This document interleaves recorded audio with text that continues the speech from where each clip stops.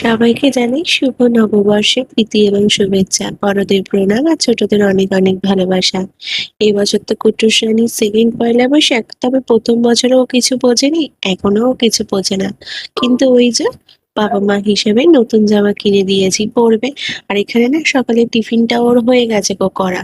তাও না আমরা যখন যা খাই ওকে একটু থালা করে দিই, যাতে ও একটু একটু করে একা একা খেতে শেখে। আর এদিকে মাটিগুলো রোদে দিয়ে আমি চলে যাব স্নানে। তো এই শাড়িটা পরবো আর তোমার দাদা পরবে এই জামাটা দিয়েছেন ওর মা, মানে আমার শাশুড়ি মা তার ছেলেকে কিনে দিয়েছেন তোমাদের দাদাকে।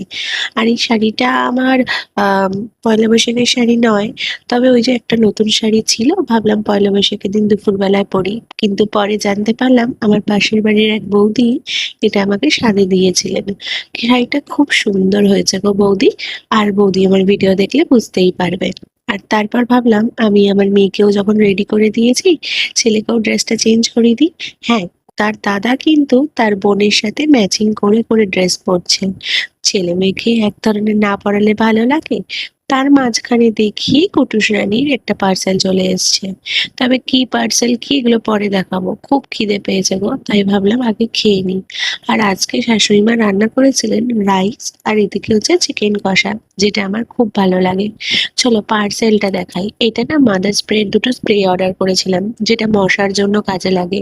তবে আমি ইউজ করি, তারপর জানাবো ভালো কি খারাপ।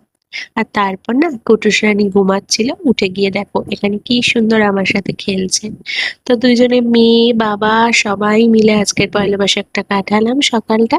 চলো তাহলে আজকের গল্প থেকে এখানেই বিদায় নিচ্ছি। দেখা হবে নতুন গল্প নিয়ে নতুন কোনো ভিডিওতে। আজকে আমার মেয়ের মুখ দিয়ে ভিডিওটা শেষ করলাম, টাটা।